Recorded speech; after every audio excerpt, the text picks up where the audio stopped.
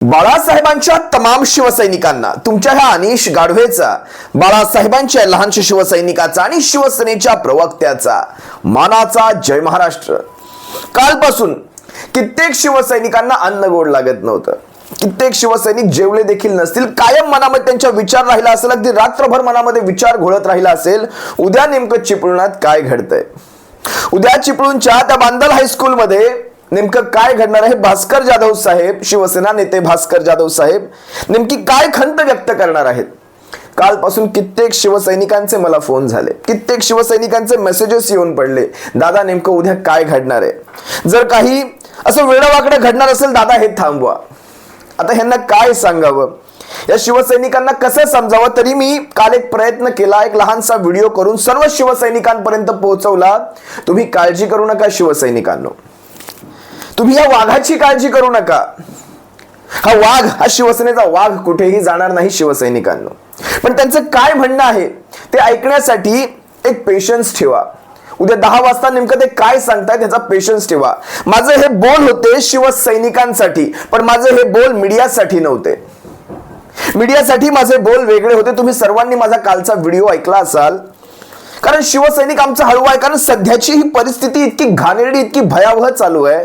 या अशा परिस्थितीमध्ये शिवसैनिकांना काय करावं, काय नाही करावं हे सुचत नाही. कारण हाताच्या बोटावर मोजण्या इतके निष्ठावंत वाघ शिवसेनेमध्ये आहेत.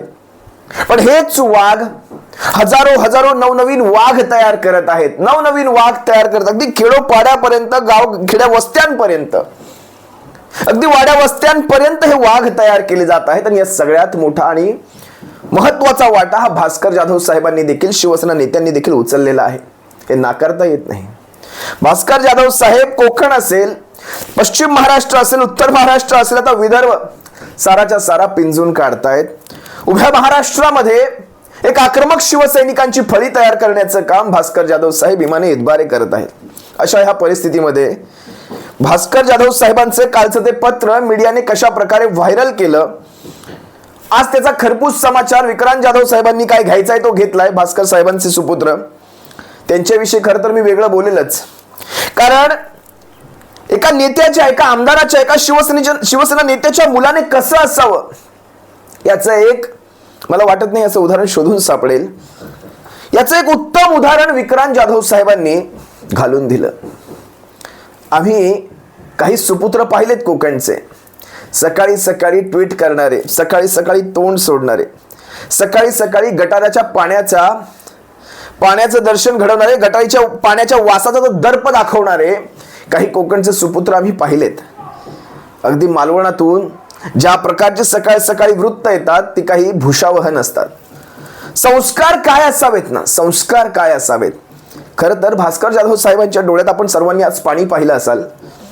ते पाणी काय कालपर्यंत घडत होतं, मीडियाने काय केलं, त्याचा काय विपर्यास केला यासाठी नव्हतं. जर मी साहेबांना इथून ओळखत असेल, भास्कर साहेबांना जर मी इथून ओळखत असेल, किंवा तुम्ही सारे भास्कर साहेबांना अंतःकरणातून ओळखत असाल, तर तुम्ही देखील सांगू शकाल ज्या वेळेस विक्रांत जाधव साहेब तिथे आपलं म्हणणं मांडत होते, आपल्या वडिलांविषयी, आपल्या पित्याविषयी जी काही भूमिका मांडत होते, ती भूमिका मांडत असताना त्यांच्या मुखातून जे काही शब्द निघत होते आणि त्यातून त्यांच्या संस्कारांचं दर्शन उभ्या महाराष्ट्राला घडत होतं. आणि मुलावर केले बघा, शेवटी आपला परिवार ही आपली प्राथमिक जबाबदारी असते. आपल्या मुलांवरचे संस्कार ही आपली प्राथमिक जबाबदारी असते. आणि भास्कर जाधव साहेबांच्या डोळ्यात पाहिल्यानंतर एक गोष्ट मात्र कळत होती की त्यांना भरून पावल्याचं समाधान मिळत होतं, आयुष्याचं सोनं झाल्याचं समाधान मिळत होतं त्यांना. आपला मुलगा ज्या प्रकारे बोलत होता, एका हुशार मुलाने कशा प्रकारे बापाची अशा प्रकारे साथ द्यावी, अशा ह्या काळामध्ये साथ द्यावी ज्यावेळेस विरोधक टपून आहेत. राजकीय आयुष्यातून नाही, शिवसैनिकाला, शिवसेनेच्या नेत्याला, शिवसेनेच्या पदाधिकाऱ्यांना राजकीय आयुष्यातून कोणी उठवू शकत नाही. तसा माईचा लाल पैदा झाला नाही आजतागायत. पण तुम्ही वैयक्तिक आयुष्यातून, सामाजिक आयुष्यातून आणि खऱ्या आयुष्यातून उठवायचा प्रयत्न जर करत असाल तर बापाला कशा प्रकारे साथ द्यावी याचं उत्तम उदाहरण त्या विक्रांत जाधव साहेबांनी घालून दिलं. ते सगळं पाहत असताना भास्कर जाधव साहेबांच्या डोळ्यातून पाणी आलं. कारण त्यांचे संस्कार, त्यांनी जे काही संस्कार केले ते संस्कार कुठेही वाया गेले नाहीत. खरं तर राजकीय आयुष्य हे असं असतं, तुम्हाला कित्येक जणांना माझं हे पटेल म्हणणं, जे जे राजकीय पक्षात पदाधिकारी असतील, घड्याळ पाहायचं नसतं, वेळ पाहायची नसते, वेळ काळ पाहायचा नसतो. आपण दिवस दिवस रात्र रात्र बाहेर असतो. आपल्या खरं तर परिवारांचे विशेष आभार मानायला पाहिजेत आपल्याला. त्यांनी आपल्याला वाऱ्यावर सोडून दिलेलं असतं. कधीही दखलंदाजी करत नाहीत आपले परिवार आपल्या ह्या कामामध्ये. त्यांनी कुठे दखलंदाजी केली तर आपण आपलं कार्य इमाने इतबारे करू शकत नाही, जे आपण हाती घेतलेलं आहे. शिवसेनेच्या या पडत्या काळामध्ये, शिवसेनेच्या या संघर्षाच्या काळामध्ये आपण जरी फ्रंटला लढत असलो तरी बॅकएंडला आपले परिवार असतात. त्यांच्याकडनं मिळणारी ती एक सुप्त एनर्जी असते, एक सुप्त ऊर्जा असते. त्या ऊर्जेचा आधार असतो तुम्हाला. त्या ऊर्जेच्या आधारावर तुम्ही जगत असतात. आपलं लक्ष आपल्या घरदारांकडे नसतं, पण तरी देखील अशा ह्या परिस्थितीमध्ये देखील आपल्या मुलावरचे हे संस्कार झालेले पाहून त्यांना आयुष्य भरून झालं पावल्यासारखं वाटत होतं. त्यामुळे त्यांच्या डोळ्यात ते पाणी होतं. हे तुम्हा आम्हाला कळलेले भास्कर जाधव साहेब असतील कदाचित. आता लक्षात घ्या, विक्रांत जाधव साहेबांनी जे सांगायचं सांगितलं. त्यांनी योगेश कदमाचा काय घ्यायचा तो समाचार घेतला की जशी ही बातमी येते, भास्कर जाधव साहेबांचं भावनिक पत्र त्यांनी लागलीच सांगितलं बॅगा भरून. म्हणजे कुठून पराचा कावळा कसा करायचा हे योगेश कदमाकडनं शिकावं. जाऊ द्या, बाप बेटामध्ये शेवटी जे आडात असणार तेच पोहऱ्यामध्ये असणार. आडातच नसेल तर पोहऱ्यात कुठून येणार. ही जुनी म्हण आहे. आता आडही राहिले नाहीत, पोहरेही राहिले नाहीत आणि तशी पोरही राहिली नाहीत. पण कसा पराचा कावळा केला गेला तसा दुसरा तो नितेश राणे काय म्हणाला, ट्यूबलाईट उशिरा पेटली. तुमची हाईट ट्यूबलाईट पेक्षा कमी असेल. एक ट्यूबलाईट अशी उभी केली ना, तुम्हाला बाजूला उभा ठेवून तुमची हाईट ट्यूबलाईट पेक्षा कमी दिसेल. आणि तुमच्या डोक्यात ट्यूबलाईट देखील नाही, तुमच्या डोक्यात मेणबत्तीचा प्रकाश देखील नाही. अख्ख्या खानदानासकट असो ह्या अशा लोकांवर बोलून मला आजचा दिवस खराब करायचा नाही. मला मूळ प्रश्न विचारायचा आहे मीडियाला. मीडिया गेले का भास्कर जाधव साहेब? मीडिया तुम्ही पोहोचवून आलात का त्यांना? जिथपर्यंत तुम्हाला पोहोचवायचं होतं भास्कर जाधव साहेबांना तिथपर्यंत पोहोचवून आलात का मीडिया? जरा उत्तर द्या. उतावळी नवरा गुडघ्याला बाशिंग म्हणतात ते असं. इतका उतावळीपणा, इतका आताताईपणा. या बातम्यांसाठी तुम्ही विकून टाकलं सारं. तुमच्या आतापर्यंतचा जो चांगुलपणा होता, आतापर्यंतच्या तुमच्या आधीच्या काही मीडियांनी किंवा काही रिपोर्टर्सने जो कमावलेला मीडियाचं जे नाव होतं सारंच्या सारं विकून आलात तुम्ही मीडिया. कारण भास्कर जाधव साहेबांचं ते पत्र अर्धवट वाचून सगळ्याच्या सगळ्या A to Z मला तर लोकशाहीचं नवल वाटतं. लोकशाही मीडियाचं मला नवल वाटतं. कारण आतापर्यंत लोकशाही न्यूज जरा विशेष विचार करून मला वाटतं बातम्या प्रसारित करत होती, पण कालचं मला लोकशाहीचं देखील नवल वाटलं. ठीक आहे, जे काही असेल ते त्यात जास्त खोलावर जात नाही, पण मीडिया थोडा विचार करून आपली वृत्त मांडत जा. कालच्या साऱ्या बातम्या पाहिल्यानंतर शिवसैनिकांना अन्न गोड लागलं नाही, पाणी गोड लागलं नाही. कारण शिवसैनिकासाठी ते फार महत्वाचं आहे. तुमच्यासाठी कदाचित ती न्यूज असेल, पण शिवसैनिकासाठी त्या गोष्टी फार महत्वाच्या आहेत.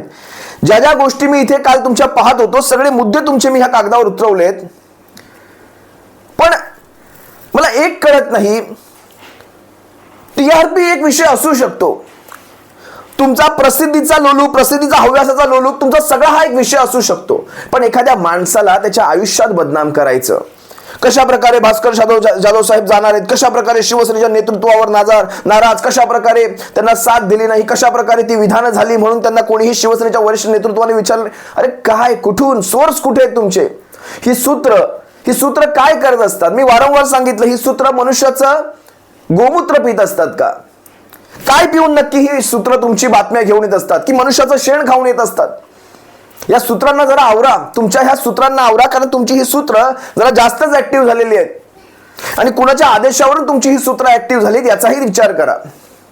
आज कोकणामधून जेव्हा चिपळूणचं भाषण तुम्ही सर्वांनी पाहिलं असेल, त्या भाषणाची एकही क्लिप मी दाखवणार नाही, कारण तुम्ही सर्वांनी अनकट भाषण पाहिलं असणार याची मला पूर्ण खात्री आहे. काल मीही आव्हान केलं होतं, ज्या चिपळूणच्या गुहागरच्या शिवसैनिकांना शक्य असेल त्यांनी बांदल हायस्कूलमध्ये उपस्थित राहू द्या. भास्कर जाधव काय सांगतायत, शिवसेना नेते काय सांगतायत, नक्की नीट ऐका. माझा स्वतःचा प्रयत्न राहणार होता, पण हे तेवढं शक्य होणार नव्हतं मुंबईतून चिपळूण गाठणं इतकं पटकन. तर माझा स्वतःचाही प्रयत्न राहणार होता आज चिपळूण गाठून याची देही याची डोळा त्यांची खंत ऐकण्याचा. कारण आम्हाला माहिती आहे आमचे नेते काय संघर्ष करतायत, आमचे नेते काय पराकोटीचा प्रयत्न करतायत. आम्हाला माहिती आहे त्यांनी आपल्या आयुष्याची फक्त वेळ नाही दिली, आपल्या आयुष्याचे ते सारे अनमोल क्षण दिलेले आहेत, शिवसेनेसाठी दिलेले आहेत, शिवसेनेच्या ह्या काळासाठी दिलेले आहेत. आम्हाला माहिती आहे आमचे नेते काय संघर्ष करतायत. आणि भास्कर जाधव शिवसेनेचे वाघ आहे. तो शिवसैनिकांना एक गोष्ट कायम लक्षात ठेवा, हे वाघ कुठेही जाणार नाहीत, पण तुमची आमची जबाबदारी संपत नाही.